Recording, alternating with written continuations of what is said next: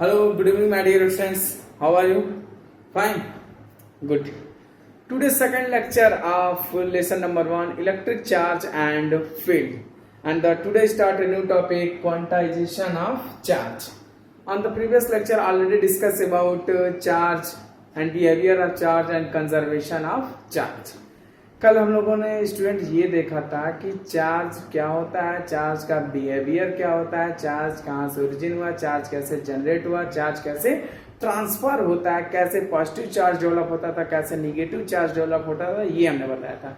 कल देखिए थोड़ा बहुत आपको रिमाइंड कर देना चाहता हूँ, चार्ज कैसे जनरेट होता था। हमने कल आपको बताया था जब मैटर एक दूसरे से रबिंग प्रोसेस में आते हैं, जब दो मैटर जब रबिंग प्रोसेस करते हैं, तो जब दोनों मैटर एक दूसरे के कांटेक्ट में आते हैं तो हीट जनरेट होता है। रबिंग होता है तो heat generate means thermal process होता है। और वो थर्मल प्रोसेस क्या है? एक एनर्जी का फॉर्म है। किसी भी एटम्स में प्रोटॉन और न्यूट्रॉन्स और इलेक्ट्रॉन्स पाए जाते हैं। तो इलेक्ट्रॉन क्या होते हैं? न्यूक्लियस के चारों तरफ क्या करते रहते हैं? रिवॉल्व करते रहते हैं, समझ में घूमते रहते हैं। तो वो जब थर्मल एनर्जी उनको मिलता है, उस एटम्स को थर्मल एनर्जी मिलता है, तो जो आउटर मोस्ट इलेक्ट्रॉन होते हैं, किसी भी एटम्स के आउटर मोस्ट इलेक्ट्रॉन होते हैं, तो वो न्यूक्लियस से कम टाइटली बाउंडेड रहते हैं, कम बंधे रहते हैं, फोर्स ऑफ अट्रैक्शन थोड़ा वीक होता है। तो वही जब उसे थर्मल एनर्जी मिलता है, एनर्जी मिलता है, तो वो ग्राउंड स्टेट से एक्साइटेड स्टेट में जाता है। या तो इसको ये कह सकते हैं, जब उसको एनर्जी मिलता है तो एक एटम से दूसरे एटम में क्या हो जाता है? इलेक्ट्रॉन क्या हो जाते हैं? ट्रांसफर हो जाते हैं, समझ में? जिसको आपको केमिस्ट्री में पढ़ाया गया होगा, आयोनाइजेशन एनर्जी मिलता है, आयोनाइज्ड हो जाए। वहां पे इलेक्ट्रॉन को जब एनर्जी मिलता है तो इलेक्ट्रॉन क्या हो जाते हैं? आयोनाइज्ड हो जाते हैं। आयोनाइज्ड हो जाते हैं तो वो एक स्टेट से दूसरे स्टेट या एक एटम से दूसरे एटम में क्या हो जाते हैं? ट्रांसफर हो जाते हैं। तो इलेक्ट्रॉन इजी वे से क्या हो जाते हैं? ट्रांसफर हो जाते हैं, समझ में आया? तब किसी ने कल क्वेश्चन किया था, सर आपने बताया इलेक्ट्रॉन जब एक एटम से दूसरे एटम में ट्रांसफर हो जाते हैं तो प्रोटॉन क्यों नहीं ट्रांसफर हो पाते हैं? तो देखिए क्या बात होती है। जैसे मान लीजिए कि एग्जाम्पल लेते हैं, आपके सामने दो बॉक्स रखे गए हैं। तो एक बॉक्स 1 kg का और दूसरा बॉक्स 5 kg का, समझ में? एक बॉक्स कितने kg का है? 1 kg का, दूसरा कितने kg का? 5 kg का। और आपको ये कहा जाए कि आप 2 न्यूटन का फोर्स लगाइए, तो 2 न्यूटन का हमने फोर्स लगाया। जब 2 न्यूटन का फोर्स लगाया तो 1 kg का जो बॉल होगा हल्का सा डिस्प्लेस होगा, 5 kg पर कुछ असर ही नहीं होगा। वही हाल इलेक्ट्रॉन और प्रोटॉन के साथ है। तो इलेक्ट्रॉन का जो मास है प्रोटॉन के मास का क्या है? 1000 टाइम्स कम है। प्रोटॉन का मास इलेक्ट्रॉन के मास का 1000 टाइम्स अधिक है, यानी प्रोटॉन ज्यादा भारी है, हैवी वेट का है। हैवी वेट होने के कारण वो डिस्प्लेस नहीं होता है, ट्रांसफर नहीं होता है। ये भी कह सकते हैं टाइटली बाउंडेड रहता है न्यूक्लियस से, इसलिए ट्रांसफर नहीं होता। ये तमाम चीजें एग्जाम्पल थी। अब आपसे ये कहा गया था कि चार्ज दो तरीके का होता है, एक होता है पॉजिटिव चार्ज और एक दूसरा क्या होता है? निगेटिव चार्ज होता है। तो पॉजिटिव चार्ज कब होता है? जब इलेक्ट्रॉन ट्रांसफर होता है एक एटम से दूसरे एटम पर, तो चार्ज का डेवलपमेंट होता है। यानी आपको एक डिफिनेशन बताया गया था, द एक्सेस और deficiency of electron on an atom, यानी किसी भी एटम पर इलेक्ट्रॉन की अधिकता और इलेक्ट्रॉन की कमी ही क्या बताता है? चार्ज बताता है। यानी जो इलेक्ट्रॉन को एक्सेप्ट करेगा उस पर क्या आएगा? निगेटिव चार्ज, यानी उस पर इलेक्ट्रॉन क्या एक्सेस अमाउंट में है। और जो इलेक्ट्रॉन को डोनेट करेगा यानी उस पर इलेक्ट्रॉन की क्या है? कमी है, तो उस पर कौन सा चार्ज आएगा स्टूडेंट? उस पर पॉजिटिव चार्ज आएगा। तो यानी इलेक्ट्रॉन जब ट्रांसफर हो रहे हैं तो उसी के वजह से चार्ज का क्या हो रहा है? डेवलपमेंट हो रहा है। तो जो चार्ज इलेक्ट्रॉन को एक्सेप्ट कर रहा है उस पर निगेटिव, जो चार्ज को डोनेट कर रहा है उस पर क्या आ रहा है? पॉजिटिव चार्ज आ रही है। तमाम चीजें हम लोगों ने क्या हुआ था? देखा था। लेकिन आज हम देखेंगे next topic, quantization of charge. Quantization of charge क्या होता है, इसे आप थोड़ा बहुत नोट कर लीजिए। देखिए क्वांटाइजेशन ऑफ चार्ज क्या होता है? क्वांटाइजेशन ऑफ चार्ज का मतलब होता है available in fixed amount. Available in fixed amount. जैसे मान लेते हैं ये मार्कर, सॉरी मान लेते हैं क्या है? मार्कर है, ठीक, मार्कर है। तो अगर कहा जाए, अगर हम आपको इस क्वांटाइजेशन ऑफ चार्ज का मीनिंग समझाते हैं इजी वे से, आप ध्यान से सुनिएगा मेरी बातों को। जैसे हम मान लीजिए एक शॉपकीपर पे जा रहे हैं, एक दुकान पे गए, मार्केट में गए, और उससे हमने ये जाके कहा कि भाई साहब हमको 2.5 मार्कर दे दीजिए, 3.5 मार्कर दे दीजिए। 3.5 मीन्स 3.5 का मतलब 3.5, 4.5 चाहे 6.89 मार्कर दे दीजिए, तब वो दुकानदार क्या हो जाएगा, फुल्ली कंफ्यूज हो जाएगा कि ये हमसे कह रहे हैं 6.89 चाहे 3.5 मार्कर दीजिए, अब कैसे मैं दूंगा। और एक अनदर पर्सन आया, वो कहा कि हमको 3 मार्कर दीजिए, तो वो इजी वे से उनको 3 मार्कर 1 मार्कर दे दीजिए, इजी वे से 1 मार्कर दे दिए। अब एक हम गए 1.5 मार्कर दे दीजिए, 1.5 मार्कर दीजिए, तो कैसे देगा, यानी 1 मार्कर देगा और एक दूसरा मार्कर आधा कट के देगा, ये ना हुआ। यानी इसका मतलब ये हुआ कि मान लीजिए हम गए व्हाइट बोर्ड खरीदने, अब हमने कहा कि भाई साहब को 1.5 व्हाइट बोर्ड दे दीजिए, चाहे 2.5, 2.5 व्हाइट बोर्ड दीजिए, क्या ये पॉसिबल है, नहीं पॉसिबल नहीं है। यानी क्वांटाइजेशन ऑफ चार्ज का मीनिंग होता है किसी भी एटम में जो इलेक्ट्रॉन होते हैं वो फिक्स्ड अमाउंट में होते हैं, यानी नंबर फॉर्म में होते हैं, 1 2 3 4 5 6 7 8 9 फॉर्म में होते हैं, यानी इंटीजर फॉर्म में इलेक्ट्रॉन होते हैं, समझ में आया।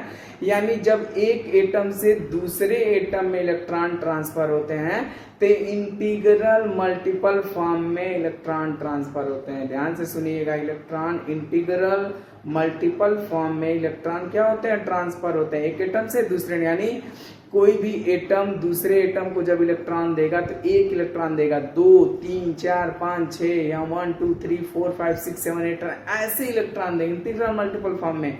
कोई एक एटम दूसरे एटम को 1.5 2.5 3.5 इलेक्ट्रॉन्स नहीं देंगे, यानी कोई भी एक एटम है, मान लेते हैं ये ए है और ये क्या है, बी है, जब इस पे इलेक्ट्रॉन ट्रांसफर होंगे, क्या ट्रांसफर होंगे, इलेक्ट्रॉन ट्रांसफर होंगे, तो 1 2 3 4 5 इलेक्ट्रॉन क्या होंगे, ट्रांसफर होंगे, इतने इलेक्ट्रॉन क्या होंगे, ट्रांसफर होंगे, समझ में आया। यानी इंटीग्रल मल्टीपल फॉर्म में इलेक्ट्रॉन ट्रांसफर होंगे, यानी 1.2 2.4 6.5 7.5 इलेक्ट्रॉन ट्रांसफर नहीं होंगे, इलेक्ट्रॉन ट्रांसफर नहीं होंगे, समझ में आया, थोड़ा हिंदी में लिख दिया जा रहा है। यानी एक एटम से दूसरे एटम में जब इलेक्ट्रॉन ट्रांसफर होंगे तो 1 2 3 4 5 6 7 8 फॉर्म में, यानी नंबर फॉर्म में, इंटीजर फॉर्म में इलेक्ट्रॉन क्या होंगे, ट्रांसफर होंगे। अब 1.5 2.5 3.5 इलेक्ट्रॉन ट्रांसफर नहीं होंगे, यानी पॉइंट फॉर्म में इलेक्ट्रॉन ट्रांसफर नहीं होंगे। एक इलेक्ट्रॉन ट्रांसफर हुआ तो ये ट्रांसफर किया तो इसमें एक निगेटिव एक पॉजिटिव, 2 इलेक्ट्रॉन ट्रांसफर हुए तो 2 पॉजिटिव 2 निगेटिव, 3 इलेक्ट्रॉन ट्रांसफर होंगे तो 3 पॉजिटिव 3 निगेटिव, जो इलेक्ट्रॉन को एक्सेप्ट करेगा निगेटिव, जो डोनेट करेगा उस पर पॉजिटिव इलेक्ट्रॉन, समझ में आया, ठीक। ये conservation of electron, conservation of charge का मीनिंग समझ में आया। देखिए फर्स्टली आपको मैं बता दूं, अगर आपको जहां भी समझ में ना आए तो आपसे रिक्वेस्ट है, आप तुरंत क्या कर सकते हैं, मैसेज कर दीजिएगा कि सर हमको ये क्वेश्चन नहीं समझ में आ रहा, इसका मीनिंग नहीं समझ में आया। आप क्या कर सकते हैं, व्हाट्सअप कर सकते हैं, चाहे फेसबुक पर, चाहे इंस्टाग्राम पर, चाहे यूट्यूब पर, आप क्या कर सकते हैं, चाहे इनबॉक्स में आप मैसेज कर सकते हैं, ठीक। मैं आपको नंबर नोट करा देता हूँ, आप नोट कर सकते हैं, इस पर व्हाट्सअप कर सकते हैं, मैसेज कर सकते हैं,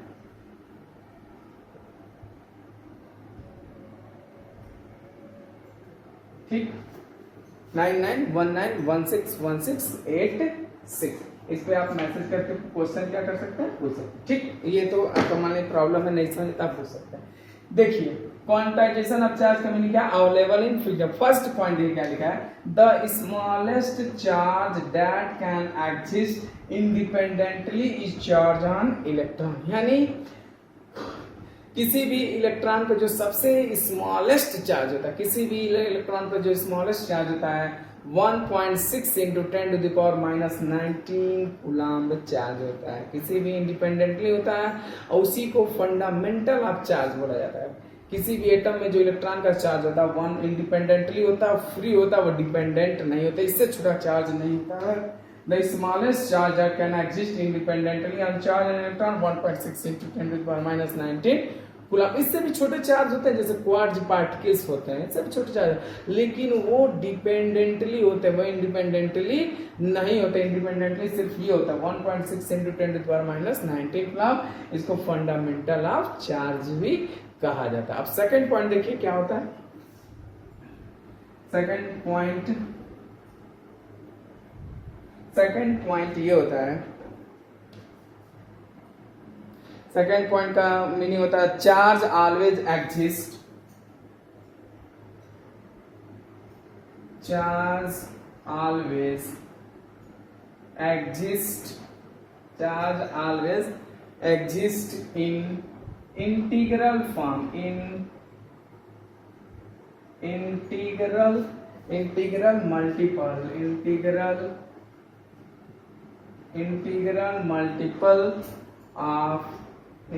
multiple of fundamental charge, integral multiple of fundamental charge.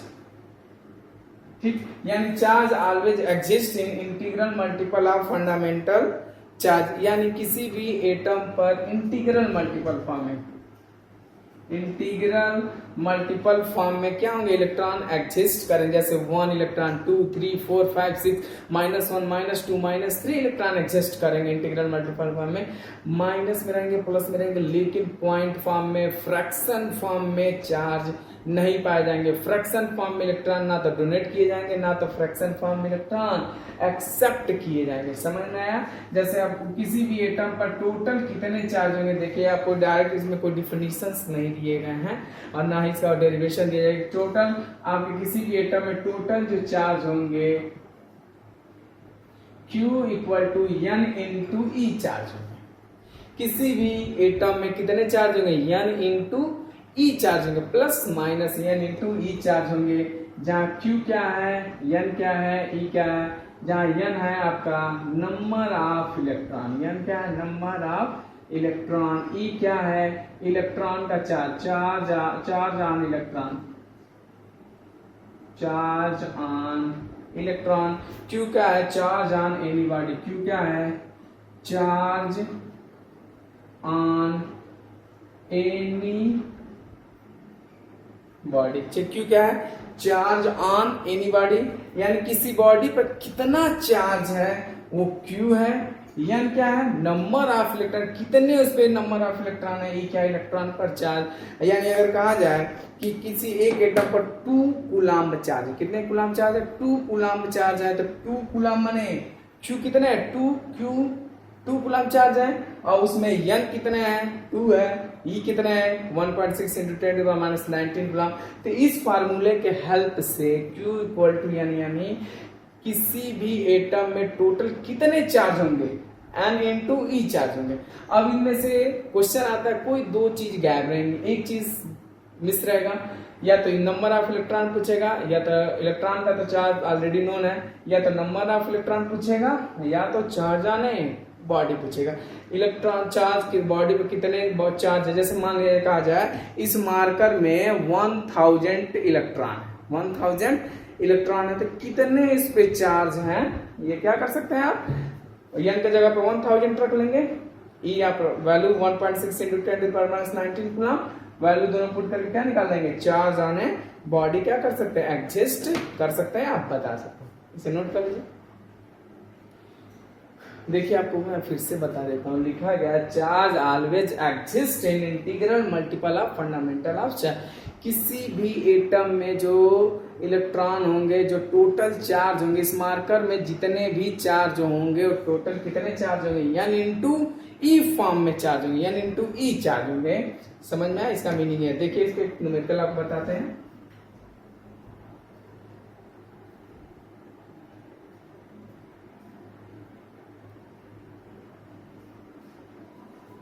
Question है, कैन ए चार्ज ऑफ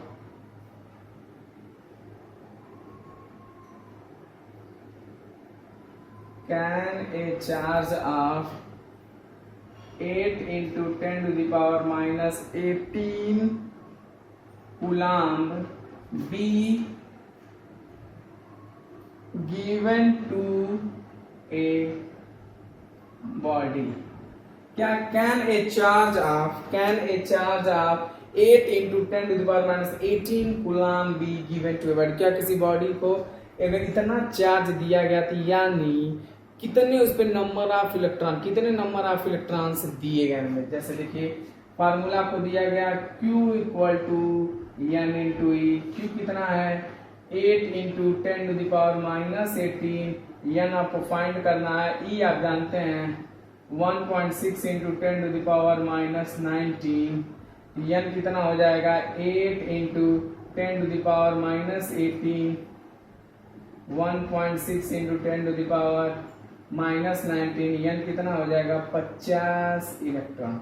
यानी किसी भी एटम से अगर 50 इलेक्ट्रॉन प्लस में आया है, साइन क्या है प्लस में आया, जैसे ये प्लस था, ठीक। यानी इसका मतलब किसी भी अगर एक एटम से अगर 50 इलेक्ट्रॉन हम डोनेट कर दें या 50 इलेक्ट्रॉन एक्सेप्ट कर लें तो उस पर इतने 8 into 10 to the power minus 18 coulomb charge उस पर डेवलप्ड हो जाएगा। अगर किसी एटम से 50 इलेक्ट्रॉन निकाल दिया जाए तो उस पर इतने चार्ज इलेक्ट्रॉन क्या हो जाएंगे, डेवलप्ड हो जाएंगे। अगर किसी को 50 इलेक्ट्रॉन दे दिया जाए तो उस पर इतने इलेक्ट्रॉन चार्ज क्या हो जाएंगे, डेवलप्ड हो जाएंगे, एक निगेटिव फॉर्म में और एक पॉजिटिव फॉर्म में। समझ में आया, ठीक। देखिए अब देखिए, अब हम लोग इस चैप्टर का सबसे मोस्ट इंपॉर्टेंट टॉपिक के बारे में हम लोग डिस्कस करने जा रहे हैं। समझ में आया। देखिए आपको कल बताया गया था कि पॉजिटिव चार्ज और निगेटिव चार्ज के बारे में बताया गया था। आपको ये बताया गया था कि पॉजिटिव चार्ज और निगेटिव चार्ज में एक फोर्स लगता है, ठीक ना, एक फोर्स ऑफ अट्रैक्शन और एक फोर्स ऑफ रिपल्सन। यानी जब पॉजिटिव चार्ज और पॉजिटिव चार्ज एक दूसरे के पास आते हैं तो उनके बीच क्या लगता है, रिपल्सन फोर्स लगता है। जब पॉजिटिव चार्ज और निगेटिव चार्ज आते हैं तो उनमें क्या लगता है, अट्रैक्शन लगता है। तो एक साइंटिस्ट थे कूलम्स, ठीक ना, कूलम्स थे। कूलम्स ने आए और उन्होंने बताया कि दो पॉजिटिव चार्ज के बीच कितना फोर्स ऑफ अट्रैक्शन लग रहा है, कितना फोर्स ऑफ रिपल्सन लग रहा है, उन्होंने बताया। पॉजिटिव और निगेटिव में कितना अट्रैक्शन लग रहा है, पॉजिटिव पॉजिटिव, निगेटिव निगेटिव में कितना फोर्स ऑफ रिपल्सन लग रहा है, उन दोनों चार्जेस के बीच उन्होंने एक फार्मूले के बेस्ड पर उन्होंने निकाल कर हमको दिखाया। समझा, उसी को हमको क्या करना है, स्टडी करना है। अब देखिए next topic most important, heading लगाइए कूलम्स लॉ। कूलम्स लॉ बहुत ही इंपॉर्टेंट लॉ है, ठीक। कूलम्स लॉ क्या है, देखिए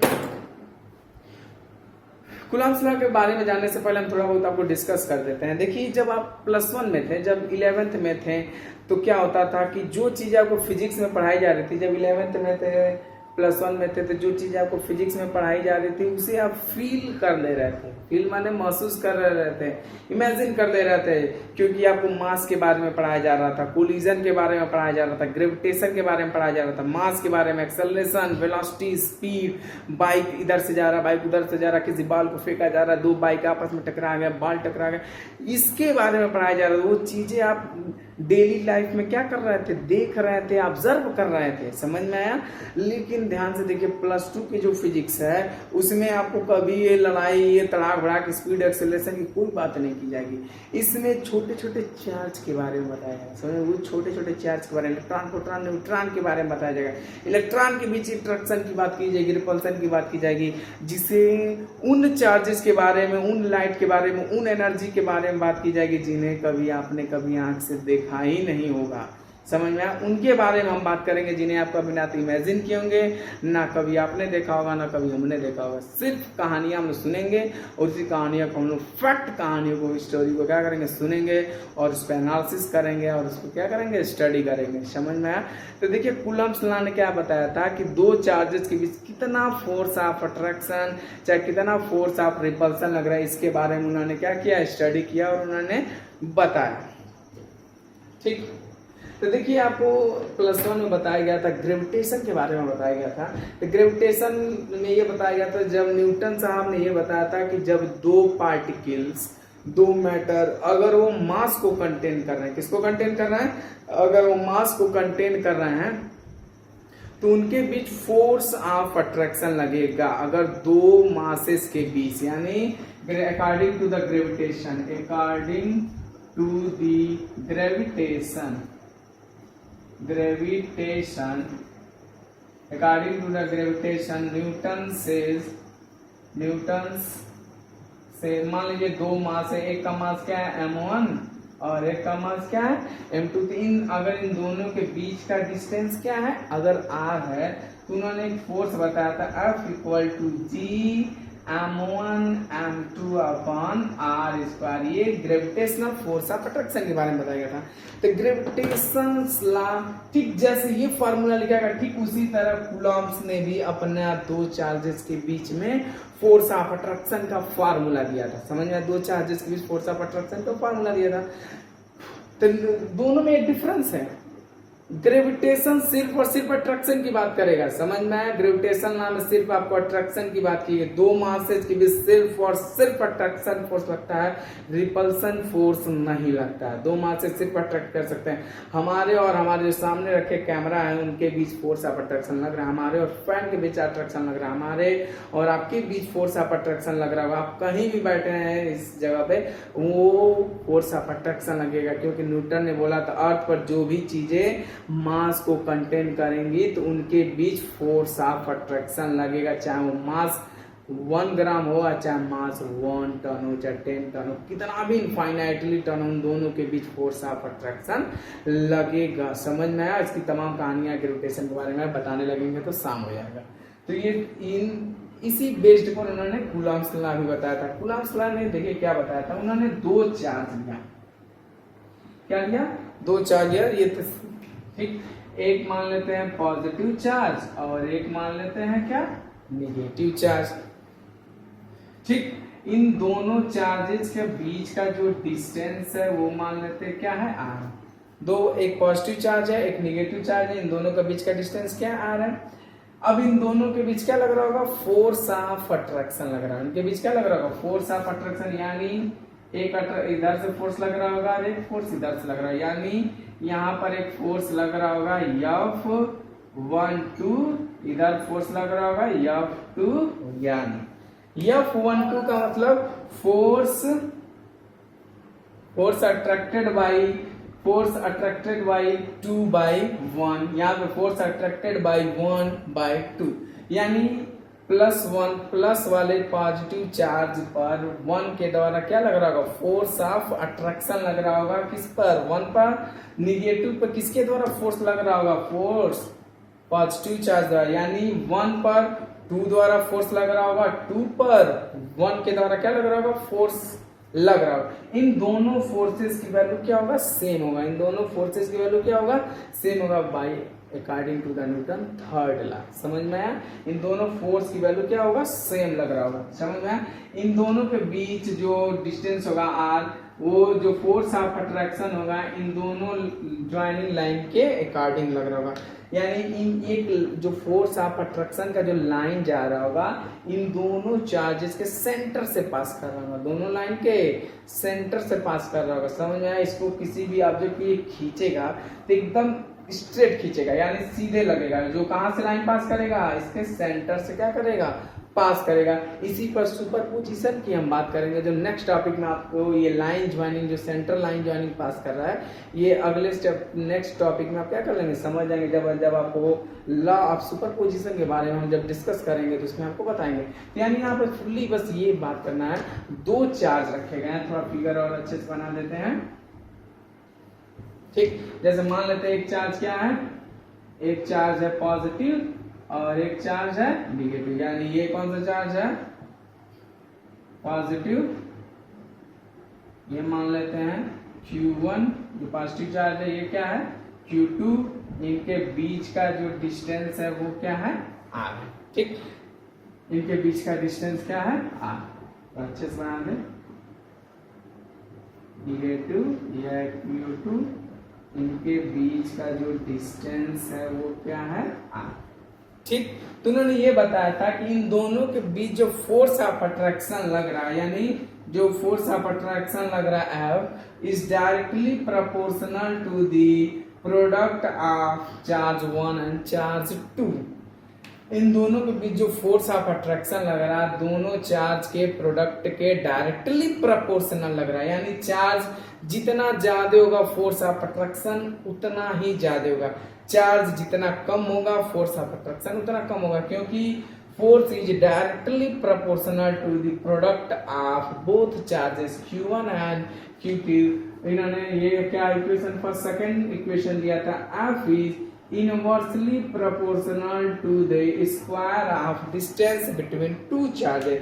इन दोनों चार्जेस के बीच का जो डिस्टेंस है, इन दोनों चार्जेस के बीच का जो डिस्टेंस है r, वो क्या है, इन दोनों के inversely proportional to the square of distance between two charge, यानी इनके बीच जितना ही गैप होगा r की वैल्यू जितना ही कम होगा फोर्स ऑफ अट्रैक्शन उतना ही इंक्रीज करेगा, अगर r की वैल्यू जितना ही इंक्रीज करेगा फोर्स उतना ही क्या होगा, डिक्रीज करेगा। समझ में आया? इस पे F और R के बीच एक ग्राफ प्लॉट किया गया होगा, बताया जाएगा F और R के बीच ऐसे ही ग्राफ प्लॉट होगा। समझ में आएगा? ये है F और ये R। जैसे जैसे F की वैल्यू इंक्रीज करेगा R की वैल्यू क्या होगा, डिक्रीज करेगा, जैसे जैसे R की वैल्यू डिक्रीज करेगा F की वैल्यू क्या होगा, कम होते जाएगा, क्योंकि F is inversely proportional to the 1/r square. ये इक्वेशन 1 नंबर क्या हो जाएगा 2। फ्रॉम इक्वेशन 1 एंड 2 इसको एक साथ कंबाइन कर दिया जाता है, F is directly proportional to the Q1 Q2 by r square. F is directly Q1 Q2 by r square. जब फिजिक्स में प्रोपोर्शनलिटी साइन हटता है तो कांस्टेंट रखा जाता है, जब प्रोपोर्शनलिटी साइन रखा जाता है तो क्या रखा जाता है, कांस्टेंट रखा जाता है, वो कांस्टेंट रखा जाएगा F equal to K Q1 Q2 by r square, K Q1 Q2 by r square. ये है कूलम्ब्स लॉ। समझ में? ये है क्या, Coulomb's law. F equal to K Q1 Q2 by r square, यानी जो फोर्स ऑफ अट्रैक्शन होगा दोनों चार्जेस के मल्टीपल के डायरेक्टली प्रोपोर्शनल होगा और inversely proportional to the square of distance between two charges. समझ में? F equal to K Q1 Q2 by r square. इस K को उन्होंने क्या बोला था, K क्या है, कांस्टेंट है, K क्या है, कांस्टेंट। ये टोटल इससे क्या है, K कांस्टेंट है। K की वैल्यू उन्होंने बताया था 1/4 pi epsilon not, 1/4 pi epsilon not, जिसकी वैल्यू बताई गई थी 9 × 10⁻⁹, 9 × 10⁻⁹ चार्जेस क्या है बताया गया था। इसे क्या कर लीजिए, नोट कर लीजिए। ठीक, इसे कितना चार्ज इस पे बताया गया था, ध्यान से देखिए। इसका यूनिट उन्होंने बताया था K की वैल्यू उन्होंने बताया था 9 × 10⁹। इसका यूनिट आप निकाल सकते हैं, इसका यूनिट हो जाएगा न्यूटन मीटर स्क्वायर पर कूलम्ब स्क्वायर। K की वैल्यू उन्होंने बताया था 1/4 पाई एप्सिलॉन नॉट, जो K की वैल्यू आप रखेंगे सिर्फ और सिर्फ जब दो चार्जेस एयर में, यानी K की वैल्यू मीडियम पे डिपेंड करता है। K की वैल्यू किस पे डिपेंड करता है, मीडियम में, यानी जब ये दो चार्जेस जो छोटे छोटे चार्ज हैं या तो फ्री स्पेस में रखे गए हैं या तो वैक्यूम में रखे गए हैं या तो फ्री स्पेस में, तभी ये K की वैल्यू रखेंगे 1/4 पाई एप्सिलॉन नॉट, जिसकी वैल्यू होगा 9 × 10⁹ न्यूटन मीटर स्क्वायर पर कूलम्ब स्क्वायर। ये यूनिट कैसे है डिस्कस कर लेंगे, लेकिन आप सिर्फ आज ये जानिएगा कूलम्ब्स लॉ क्या होता है। कूलम्ब्स लॉ ये होता है, कूलम्ब्स नहीं बताते जब दो पॉजिटिव चार्ज दो निगेटिव चार्ज या एक पॉजिटिव चार्ज एक नेगेटिव, यानी दो चार्जेस जब एक दूसरे के पास रखे जाते हैं तो उनके बीच कितना फोर्स ऑफ अट्रैक्शन और कितना फोर्स ऑफ रिपल्सन लग रहा है, इसके बारे में उन्होंने बताया था। कितना फोर्स ऑफ अट्रैक्शन कितना फोर्स ऑफ रिपल्सन लग रहा है, उन्होंने फार्मूला दिया था F equal to K Q1 Q2 upon r square, where K is a constant. K की वैल्यू उन्होंने बताया तो 1/4 पाई एप्सिलॉन नॉट। ये एप्सिलॉन नॉट क्या है, के क्या है, ये नेक्स्ट टॉपिक में परमिटिविटी है, ये सारे एप्सिलॉन जीरो क्या एप्सिलॉन क्या है, इसकी वैल्यू कितना है, ये कितना डिपेंड करता है, किस मीडियम पर क्या हुआ है, बिहेवियर करता है, वो सब 1 बाय 1 टॉपिक आपको डिस्कस किया जाएगा। एक टॉपिक पर एक ही दिन में सारा बता दिया जाएगा, आप सब समझ में नहीं आएगा, सब खिचड़ी बन जाएगा। यानी के की वैल्यू 1/4 पाई एप्सिलॉन नॉट, जो के की वैल्यू है 9 × 10⁹ न्यूटन मीटर स्क्वायर पर कूलम्ब स्क्वायर। एक बार और बताते हैं, दो चार्जेस के फोर्स ऑफ अट्रैक्शन कितना लगेगा, force is directly proportional to the k1 q2, F is inversely proportional to the 1/r², F is directly proportional to the q1 q2/r²। जब प्रोपोर्शनलिटी साइन हटता है तो एक कांस्टेंट रखा जाता है, F = k q1 q2/r²। समझना, this is the Coulomb's law. Next हम लोग पढ़ेंगे vector form of Coulomb's law. समझे, vector forms of Coulomb's law और इस रिलेटिविटी परमिटिविटी ये जो कांस्टेंट है इसके बारे में पढ़ेंगे, और उस पर कुछ बेस्ड न्यूमेरिकल हम सॉल्व करेंगे, बोर्ड लेवल के सॉल्व करेंगे पहले, उसके बाद आपको कॉम्पिटिटिव लेवल की जो न्यूमेरिकल्स है उसमें जो कॉन्सेप्ट है आपको क्या कर दिया जाएगा, समझ में। ओके बाय, जाना समझ में तुरंत मैसेज कीजिएगा, बाय।